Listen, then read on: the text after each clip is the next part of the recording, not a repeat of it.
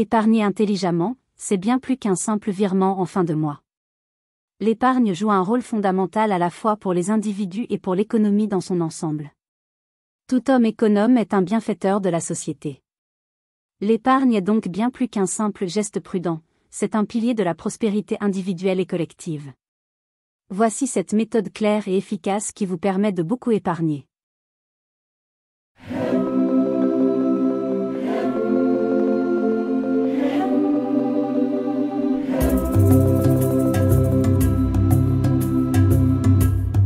Bienvenue sur Business 226, la chaîne qui fait la promotion des business et les success stories en Afrique.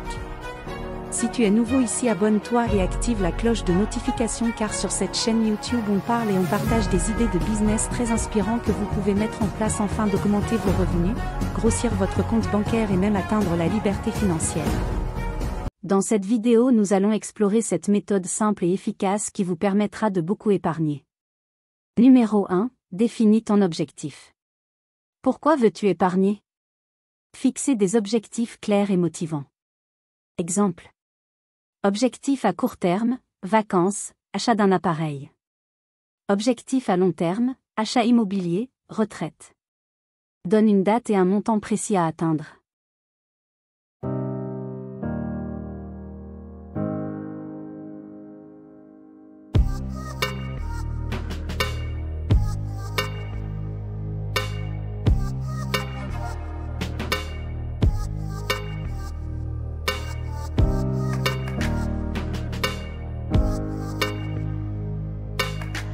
Numéro 2. Établir un budget mensuel strict. Connaître tes revenus nets. Inclus tous les revenus mensuels après impôt. Salaire. Revenus secondaires, location, freelance, etc. Allocation, aide, etc. Lister toutes tes dépenses fixes. Ce sont les dépenses qui reviennent chaque mois. Loyer ou prêt immobilier. Facture, eau, électricité, internet, téléphone. Transport, carburant, abonnement. Assurance. Abonnement. Estimer les dépenses variables. Elles changent chaque mois mais doivent être limitées. Courses alimentaires. Santé. Loisirs, sorties. Habillement. Prévoir une épargne automatique. Fixe un montant à épargner chaque mois, dès que tu reçois ton revenu. Ampoule électrique objectif recommandé, 20 à 30% si possible.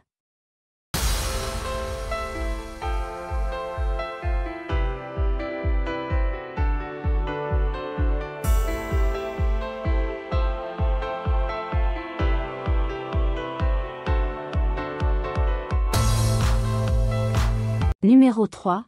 Payer d'abord ton épargne. Payer d'abord ton épargne est un principe puissant de gestion financière. Voici ce que ça signifie et comment l'appliquer concrètement. Que veut dire « payer d'abord ton épargne » ? C'est l'idée de traiter l'épargne comme une dépense prioritaire, avant de dépenser pour autre chose.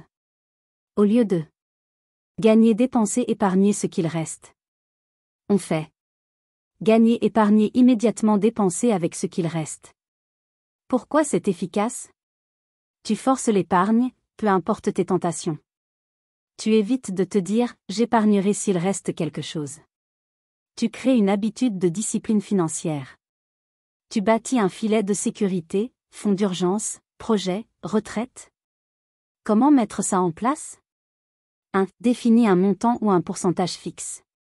Sac à argent idéalement, 10% à 30% de ton revenu net. Même 5% au départ, c'est bien. 2. Automatise l'épargne des réceptions du salaire. Virement automatique vers un compte épargne séparé. Utilise une application bancaire ou règle un ordre permanent le jour de ta paie. 3. Utilise un compte bloqué ou difficile d'accès. Livret A, CEL, assurance vie, compte épargne sans carte. L'idée, ne pas y toucher facilement.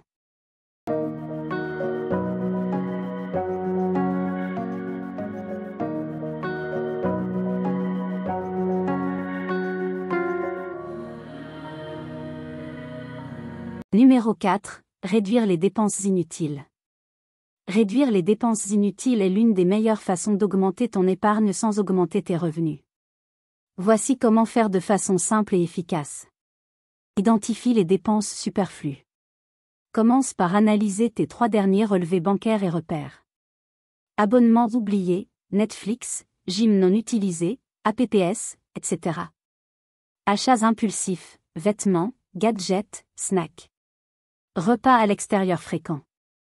Courses sans liste gaspillage. Transport mal optimisé, Uber, carburant excessif, etc.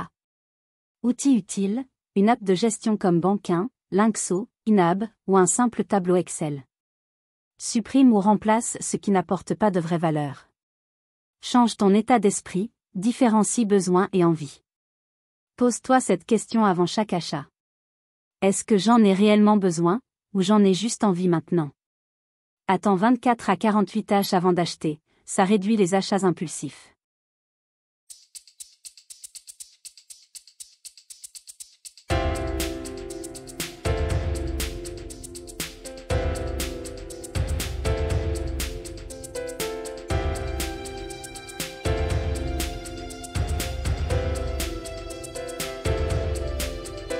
Numéro 5. Éviter les dettes à intérêt élevé.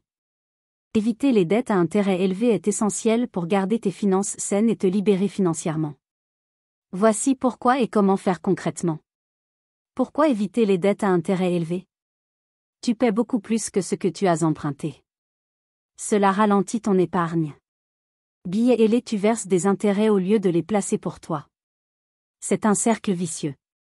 Plus tu empruntes, plus tu paies d'intérêts, moins tu peux rembourser.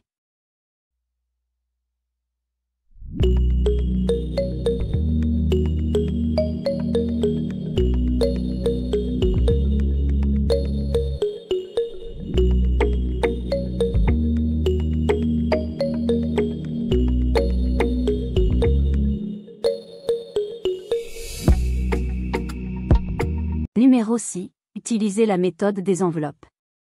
La méthode des enveloppes est une technique de gestion budgétaire simple et très efficace, surtout si tu veux maîtriser tes dépenses variables et respecter un budget strict. Qu'est-ce que la méthode des enveloppes? C'est une méthode où tu attribues un montant fixe à chaque catégorie de dépenses et tu le places dans une enveloppe, physique ou digitale. Une fois l'enveloppe vide, tu ne dépenses plus dans cette catégorie jusqu'au mois suivant.